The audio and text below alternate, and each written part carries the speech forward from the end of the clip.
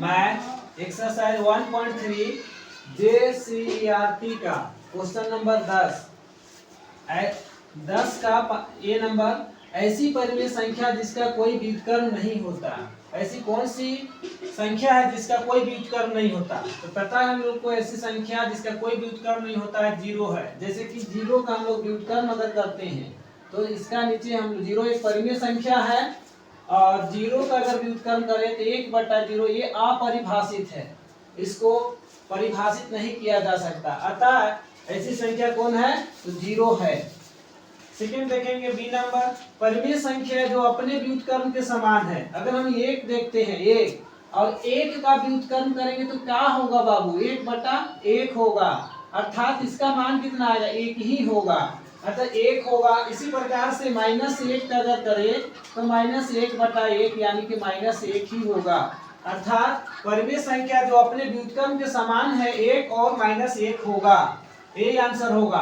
परिमेय संख्या सी नंबर देखेंगे, परिमेय संख्या जो अपने ऋणात्मक के समान है। तो ऐसा परिमेय संख्या जो अपने ऋणात्मक के समान है, ऐसा कोई संख्या नहीं है सिवाय जीरो छोड़ के। जैसे कि अगर मान लिया जाए -1 लेते हैं तो ये इसका अगर ऋणात्मक करेंगे तो प्लस का 1 बनेगा, अर्थात ऐसा संख्या कोई नहीं मिलेगा। सिर्फ एक जीरो को छोड़ के कोई ऐसा संख्या नहीं है। इस परिमेय संख्या जो अपने ऋणात्मक के समान है वो कौन सी संख्या होगी? तो जीरो। क्या परिमेय संख्या भाग के अंतर्गत सदैव सम्मिलित है?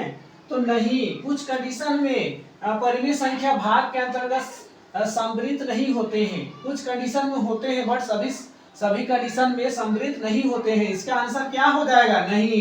क्या परिमेय संख्याएं भाग के अंतर्गत सदैव क्रम विनिमय है? तो ये भी आंसर हो जाएगा नहीं, सदैव क्रम विनिमय नहीं होंगे, कुछ कंडीशन में होंगे लेकिन सभी में नहीं होंगे। क्या परिमेय संख्या एक नंबर, क्या परिमेय संख्या भाग के अंतर्गत सहचार्य है? ये भी हो जाएगा नहीं, सहचार्य नहीं है। क्या हम 1 को 0 से भाग कर सकते हैं? नहीं। क्यों नहीं? जैसे कि अगर 1 को हम 0 से भाग करते हैं तो ये 0 से इसको भाग करेंगे तो ये अपरिभाषित हो जाएगा, इसलिए 1 को 0 से भाग नहीं कर सकते। क्वेश्चन नंबर 11, रिक्त स्थानों को भरिए। शून्य का व्युत्क्रम, शून्य का व्युत्क्रम यहाँ पर शून्य लिखते हैं। क्या इसका व्युत्क्रम हो सकता है? शून्य एक परिमेय संख्या है तो शून्य का नीचे हम लोग 1 रख सकते हैं, और इसका व्युत्क्रम करेंगे तो क्या होगा? तो 1/0, और 1/0 ये संभव नहीं है। क्यों नहीं है? क्योंकि ये अपरिभाषित है, इसको बराबर नहीं लिख सकते हैं, इसलिए यहाँ पर क्या होगा? नहीं। अब संख्याएं 1 तथा -1 स्वयं के व्युत्क्रम होंगे। 1 का व्युत्क्रम अगर करते हैं तो क्या होगा? 1/1 माइनस, इसी प्रकार से -1 का अगर व्युत्क्रम करें तो -1/1 होगा। तो इसलिए संख्याएं 1 तथा -1 स्वयं के व्युत्क्रम के बराबर होते हैं। अगला क्वेश्चन देखेंगे सी नंबर, परिमेय संख्या तथा उसके व्युत्क्रम का गुणनफल। परिमेय संख्या तथा उसके व्युत्क्रम, मान लिया जाए परिमेय संख्या 1 मान लेते हैं, ये परिमेय संख्या 1 मान लिए, और इसके परिमेय संख्या का संख्याओं का गुणनफल सी नंबर ना, सी नंबर, परिमेय संख्या तथा उसके व्युत्क्रम का गुणनफल। परिमेय संख्या 1 ले लिए और इसका व्युत्क्रम करेंगे तो 1/1, और परिमेय संख्या दोनों को गुना करते हैं तो 1 मान आता है, अतः यहाँ पर खाली जगह में क्या भराएगा? 1 भराएगा। डी नंबर देखेंगे, दो परिमेय संख्या का गुणनफल हमेशा क्या आता है? तो एक परिमेय संख्या होता है। उदाहरण के लिए मान लिया जाए 5, मान लिया जाए 7, दोनों को गुना करेंगे तो क्या आएगा? 35। ये क्या है? परिमेय संख्या है। किसी धनात्मक परिमेय संख्या का व्युत्क्रम, धनात्मक परिमेय संख्या का व्युत्क्रम धनात्मक होता है, धनात्मक।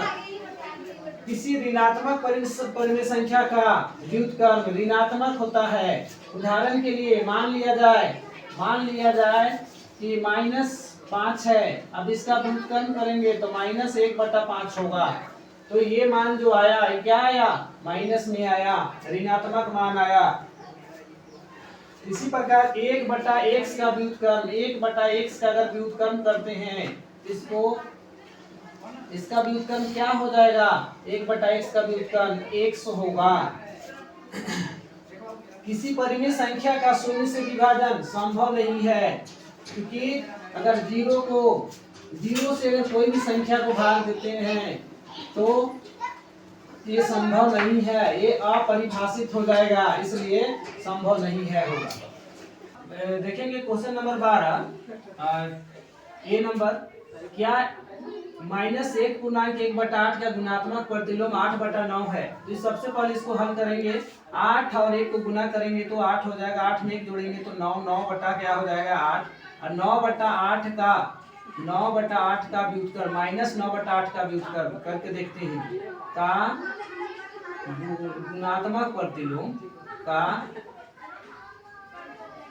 गुणात्मक प्रतिलोम बराबर हो जाएगा -8/9।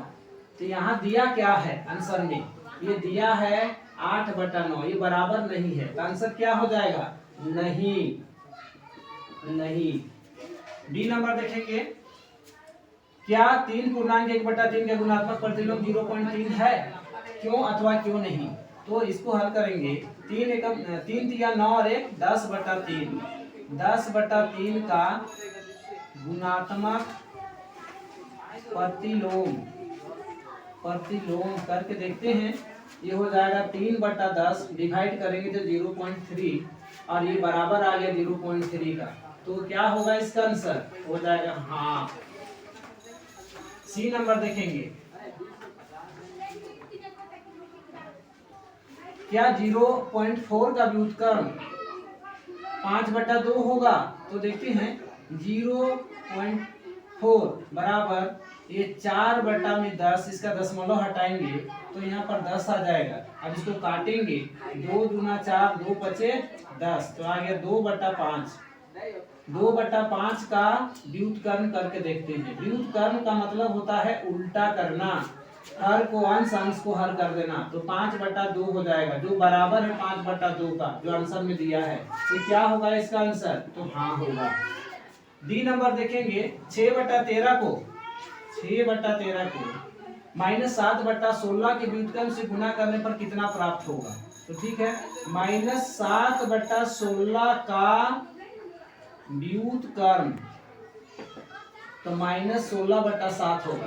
अब कितना से गुना करना, -16/7 से गुना करना किसको, तो 6/13 को गुना करना है, तो -16/7, 16/85, 16×6 = 96, माइनस का 96 हो गया, 13×7 = 91 हो गया, यही हो जाएगा आंसर इसका।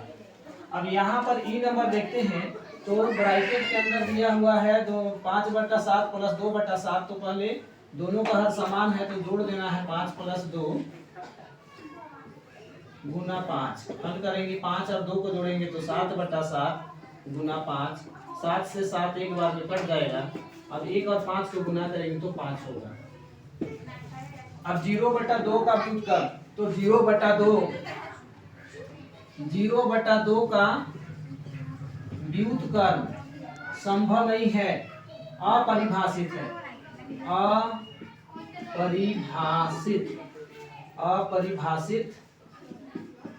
अपरिभाषित है, क्योंकि 2 से किसी भी संख्या 0 से हम लोग भाग नहीं देंगे, क्योंकि 2/0 नहीं हो सकता है।